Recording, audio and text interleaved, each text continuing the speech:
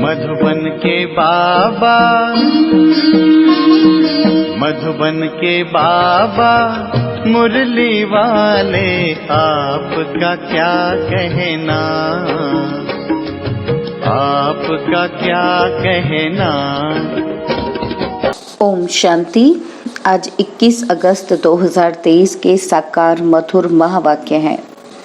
आज मीठे मीठे बाप दादा बोले, मीठे बच्चे, यह पुरानी दुनिया अब मिट्टी में मिल धूल छाई हो जाएगी, इसलिए इस धूल में मिलने वाली दुनिया से अपना बुद्धि योग निकाल दो। बाबा ने कहा, मीठे बच्चे, यह पुरानी दुनिया अब मिट्टी में मिल धूल छाई हो जाएगी, इसलिए इस धूल में मिलने वाली दुनिया से अपना बुद्धि योग निकाल दो। बाबा ने आज प्रश्न पूछा कि मनुष्यों की कौन सी चाहना एक बाप ही पूरी कर सकते हैं, और उत्तर में बाबा ने समझाया कि मनुष्य चाहते हैं शांति हो, लेकिन अशांत किसने बनाया है ये नहीं जानते हैं। तुम उन्हें बतलाते हो कि 5 विकारों ने ही तुम्हें अशांत किया है। भारत में जब पवित्रता थी तो शांति थी। अब बाप फिर से पवित्र प्रवृत्ति मार्ग स्थापन करते हैं, जहां सुख शांति सब होगी। मुक्ति, जीवन मुक्ति की राह बाप के सिवाय कोई बतला नहीं सकता। मुरली का गीत है, इस पाप की दुनिया से कहीं दूर ले चल। ओम शांति। यह किसका सत्संग है? मनुष्य सत्संग में जब जाते हैं तो कोई न कोई साधु, संत, महात्मा आदि गद्दी पर बैठ शास्त्र आदि सुनाते हैं, परंतु वहां एम ऑब्जेक्ट कुछ भी नहीं रहती। सत्संग से क्या प्राप्ति है ये कोई को पता ही नहीं। ऐसे भी नहीं कि गुरु के सिर्फ फॉलोअर्स ही उनके पास आते हैं, नहीं, जो चाहे जाकर बैठ जाते हैं। फॉलोअर्स हो या कोई भी हो, किसी भी धर्म वाला हो, समझते हैं फलाना महात्मा आया है, झट भागते हैं। उसको कहा जाता है सत्संग। महात्मा आदि कोई न कोई वेद शास्त्र की ही बातें समझाते हैं। वास्तव में सत्य परमात्मा तो है, बाकी है मनुष्यों का संग। सत्य परमात्मा ही नर से नारायण बनने की सत्य कथा सुनाते हैं। सत्य नारायण की कथा होती है पूर्णमासी के दिन। अभी तुम जानते हो कि सच्ची सच्ची पूर्णमासी यह है जबकि रात से दिन होता है। तुम 16 कला संपूर्ण बनते हो। वास्तव में ज्ञान सूर्य को कभी ग्रहण नहीं लग सकता। ग्रहण तो इन सूर्य चांद आदि को लगता है जो पृथ्वी को रोशनी देते हैं। ज्ञान सूर्य तो है ही सबको रोशनी देने वाला, उसकी ही महिमा गाते हैं। ज्ञान सूर्य प्रगटा, अंधेर विनाश। यहाँ तो तुम सब बच्चे बैठे हो, बाहर वालों को अलाउ ही नहीं किया जाता, वह तो कुछ समझेंगे ही नहीं। बाप कहते हैं, मैं तुम बच्चों के ही सम्मुख आता हूँ, पाप आत्माओं को आकर पुण्य आत्मा बनाता हूँ, मंदिर में रहने लायक बनाता हूँ। वह है पावन दुनिया शिवालय। शिव ने स्वर्ग की रचना की, उसमें कौन रहते हैं? देवी देवताएं, जिनों के चित्र मंदिरों में रखते हैं। तुम जानते हो कि 5000 वर्ष पहले यह देवी देवताएं भारत में रहते थे, स्वर्ग में राज्य करते थे। कब राज्य किया, कैसे राज्य पाया, ये दुनिया नहीं जानती। तुम बच्चे जानते हो, वह नई दुनिया थी, यह पुरानी दुनिया है। भारतवासी कहते हैं नई दुनिया, नया भारत हो, वर्ल्ड ऑलमाइटी राज्य हो। आत्मा को बुद्धि में आता है कि यहाँ देवी देवताओं का राज्य था, परंतु ये विचारों को पता ही नहीं कि यह ऑलमाइटी अथॉरिटी का राज्य कब और किसने स्थापन किया। कोई समय तो था जरूर। जानते हो कि भारत सोने की चिड़िया था। तुम अब किसके संग में बैठे हो? कौन सा महात्मा आया हुआ है? श्री कृष्ण तो नहीं कहेंगे कि भगवान उवाच, मैं तुम्हें राजयोग सिखलाता हूँ। तुम बच्चों की बुद्धि का ताला अब खुल गया है। जानते हो, इतनी सारी पुरानी दुनिया मिट्टी में मिल धूल छाई हो जाएगी। मनुष्य शांति चाहते हैं, परंतु शांति कौन स्थापन करता है? पहले तो पूछा जाता है कि तुमको अशांत किसने किया।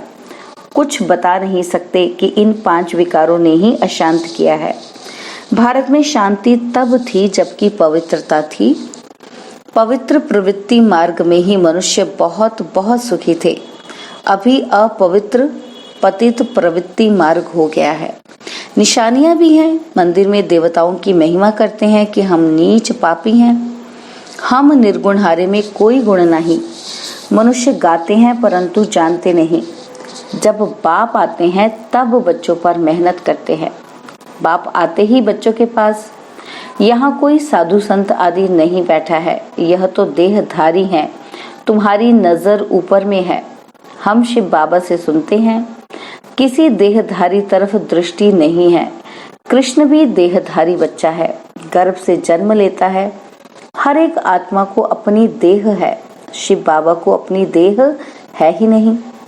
नाम तो देह पर पड़ता है, आत्मा का नाम तो आत्मा ही है। कहते भी हैं महान आत्मा, पाप आत्मा। पाप परमात्मा तो कभी नहीं कहा जाता है। फिर अपने को परमात्मा कैसे कहला सकते? परम पिता परमात्मा तो एक ही है, वह है सुप्रीम बाप। परम धाम में रहते हैं। तुम कहते हो परमात्मा सुप्रीम, वह है निराकार। उनको मिलाकर नाम पड़ गया है परमात्मा। उनको ही सभी याद करते हैं। नयनहीन को राह दिखाओ प्रभु, बुद्धि ऊपर चली जाती है परमपिता परमात्मा की तरफ, जबकि सब राज बताने वाला वह परमपिता परमात्मा ही है। निर्वाण धाम को मुक्ति धाम कहा जाता है। जो आत्माएं पहले आती हैं वह जीवन मुक्ति में है, पीछे फिर जीवन मुक्ति से जीवन बंध में आती हैं। बच्चे जानते हैं पवित्रता, सुख, शांति है ही सत्युग में, जबकि एक राज्य होता है, उसको ही अद्वैत राज्य कहा जाता है। फिर द्वैत राज्य अर्थात डेविल का राज्य होता है। पहले तो एक धर्म था, अभी तो अनेका अनेक धर्म हैं। बच्चे इस सारे सृष्टि चक्र को अच्छी रीति नंबरवार पुरुषार्थ अनुसार जानते हैं और कहाँ एम ऑब्जेक्ट नहीं है। तुम बच्चे जानते हो कि इस झाड़ का बीज रूप परमात्मा ऊपर में है। पहले पहले सतयुग की रचना होती है, फिर सतयुग से त्रेता बनता है। सारी सृष्टि पुरानी तमो प्रधान बननी ही है। अब तुम पुरानी दुनिया में हो, नई नहीं कहेंगे। नई सृष्टि तो सतयुग थी। कलयुग को पुरानी सृष्टि कहा जाता है। पुरानी होने में भी टाइम लगता है। पहले नई थी, अब पुरानी है। भारत में आजकल सब चाहते हैं कि नई दुनिया हो, उसमें नया भारत हो, वर्ल्ड ऑलमाइटी अथॉरिटी राज्य हो। देवी देवताओं का राज्य ऑलमाइटी अथॉरिटी ने ही स्थापन किया था। उस समय दूसरा कोई राज्य हो न सके। हर एक मनुष्य ऑलमाइटी अथॉरिटी अर्थात ज्ञान का सागर हो न सके। ज्ञान का सागर, सुख का सागर, यह महिमा एक परमात्मा की ही है। वर्षा भी तुमको उनसे ही मिलता है। बाप खुद कहते हैं कि मैं कल्प कल्प आता हूँ, आकर इस भारत को स्वर्ग बनाता हूँ। फिर आधा कल्प बाद तुम वह भाग्य, राज्य भाग्य गवाते हो, माया से हार खा लेते हो। मन से हारने की बात नहीं है। मन तो बिल्कुल घोड़ा बन जाता है, माया मन को उड़ा देती है। माया भी कहती है कि वाह, हमारी सेना से कोई वहां कैसे जा सकते हैं। अच्छे अच्छे महारथियों को भी जीत लेती है। तुम्हारी माया के साथ युद्ध है। बाकी ये कोई स्थूल हथियारों की लड़ाई की बात ही नहीं। यह तो माया पर जीत पाने की लड़ाई है। बाकी वह लड़ाइयां तो चलती आई हैं। पहले तलवारें थी, फिर बंदूकें निकली, अब तो बॉम्ब्स निकले हैं। तो अब तुम बच्चों की बुद्धि में है कि हम सो देवी देवता थे, और सत्संगों में कोई ऐसे नहीं कहेंगे कि हम सो देवता थे, हमने 84 जन्म लिए, अभी हम पतित बन गए हैं, अब फिर पावन बन रहे हैं। तुम भी नयनहीन थे। इन आंखों की बात नहीं है, यह ज्ञान के दिव्य चक्षु की बात है। आत्मा तो अपने बाप को भूल गई है। सन्यासियों ने तो आत्मा सो परमात्मा कह दिया है। बाप ही आकर तीसरा नेत्र खोलते हैं, वह फिर देवताओं को तीसरा नेत्र दिखाते हैं। जैसे विष्णु को अलंकार दिखाए हैं, वैसे देवताओं को तीसरा नेत्र दे दिया है, परंतु उनके ज्ञान का तीसरा नेत्र तो खुलता ही नहीं। सत्युग में अगर यह ज्ञान होता कि हम ऐसे गिरते जाएंगे, फिर हम नरकवासी बन पड़ेंगे, तो राज्य भाग्य की खुशी ही चली जाती। यह नॉलेज अभी ही रहती है। तुम मीठे मीठे सिकिलते लाडले बच्चे जानते हो कि हम बाबा के पास 5000 वर्ष बाद आए हैं, फिर से अपना राज्य भाग्य लेने। फिर 5000 वर्ष बाद हमको आना है। हम ऑलराउंड एक्टर्स हैं। हम सो देवता बने थे, हम सो क्षत्रिय बने, अभी हम सो फिर ब्राह्मण बने हैं। यह ज्ञान किसी को नहीं है। गीता पाठशाला माना भगवान की पाठशाला, भगवानुवाच है। उन लोगों ने फिर श्री कृष्ण का नाम डाल दिया है। फिर श्री कृष्ण पर कितने कलंक लगा दिए हैं। कह देते हैं उनको इतने बच्चे थे, इतनी रानियां चुराई। यहाँ तो तुम सब आपे ही भाग कर आए हो, कोई ने भगाया ही नहीं। गवर्नमेंट के राज्य में अगर कोई किसी को भगाए तो भी केस चल जाए। इनों का वंडर हुआ, कितने बच्चे आए। भट्टी बननी थी, बूढ़े जवान बच्चे सब वैरायटी भाग कर आ गए। कोई झाड़ के झाड़ भी आए तो यहाँ की बात श्री कृष्ण के साथ लगाकर उल्टा सुल्टा लिख दिया है। अखबारों में भी बड़ी धूमधाम हुई। अमेरिका के अखबार में भी पढ़ गया कि एक कलकत्ते का जवाहरी कहता है कि मुझे 16,108 रानियां चाहिए, अभी 400 मिली हैं। तो यह सब खेल है, नथिंग न्यू। कल्प बाद फिर भी ऐसे होगा, ऐसे ही तुम्हारी भट्टी बनेगी। तुम देख रहे हो कि कैसे स्थापना होती है। तुम मनुष्य से देवता बन रहे हो। जीवन मुक्ति दाता को अपना बनाने से सेकंड में तुम वर्षा पाने के हकदार बनते हो। जनक को भी सेकंड में साक्षात्कार हुआ। कहते भी हैं कि हमको जनक मिसल ज्ञान दो। जनक ने तो त्रेता में राजाई पाई। बाबा ने पहले पहले समझाया, अभी तुम बच्चों की बुद्धि में है कि हमारे सामने कौन बैठा है। शिव के मंदिर के आगे बैल रख दिया है। बैल पर तो मनुष्य बैठेगा, निराकार शिव कैसे बैठेंगे। तो फिर शंकर को बिठा दिया है। कुछ भी समझते नहीं। गीत में भी सुना कि नैनहीन को राह दिखाओ। सब बुद्धिहीन अंधे हैं। प्रजा का प्रजा पर राज्य है। आगे राज्य राजा चलाते थे। कोई कड़ा विकर्म करते थे तो राजा फैसला करते थे। अभी तो प्रजा का प्रजा पर राज्य है। एक दो का एक दो के ऊपर जज है। वंडर है ना। तो ये बेहद का नाटक है। ये तुम जानते हो और कोई कह ही ना सके। जो मिसल ये ड्रामा चलता ही रहता है, टिक टिक होती ही रहती है, दुनिया का चक्र फिरता ही रहता है। यह वर्ल्ड की हिस्ट्री ज्योग्राफी कोई नहीं जानते। कहते हैं पता भी ईश्वर के हुक्म पर चलता है, परंतु ये तो ड्रामा है। मक्खी यहाँ से पास हुई, फिर कल्प बाद रिपीट होगा। ड्रामा को समझना है, मनुष्य ही समझेंगे। बाबा कितना अच्छी रीति समझाते हैं। बाबा वर्ल्ड ऑलमाइटी अथॉरिटी हैं। कहते हैं कि मैं भी ड्रामा के बंधन में बांधा हुआ हूँ। मैं खुद आकर पतित को पावन बनाता हूँ। अभी तुम बाप से शक्ति लेते हो माया पर जीत पाने के लिए। माया दुश्मन ने तुमको बिल्कुल कंगाल बना दिया है। ना हेल्थ ना वेल्थ है। अभी तुम समझते हो कि हम विश्व के मालिक बनते हैं। वहां तो हेल्थ वेल्थ हैप्पी सब होगा। परमात्मा को ही कहते हैं कि आकर राह बताओ, रहम करो, आकर मुक्ति जीवन मुक्ति दो। आत्मा ही पुकारती है, ओ बाबा आकर हमें दुख से छुड़ाए, स्वर्ग में सुखी बनाओ। गाया भी है, दुख हरता सुख करता। बाप ने सुख दिया, फिर उनको स्वर्ग में याद करने की दरकार नहीं रहती। सब बच्चों को सुखी बना देते हैं। आगे 60 वर्ष की आयु में बच्चों को राज्य भाग्य दे खुद वानप्रस्थ में चले जाते थे। तो बेहद का बाप भी कहते हैं कि मैं जानता हूँ तुम सबको माया ने बहुत दुखी किया है, तो अब ले चलने आया हूँ।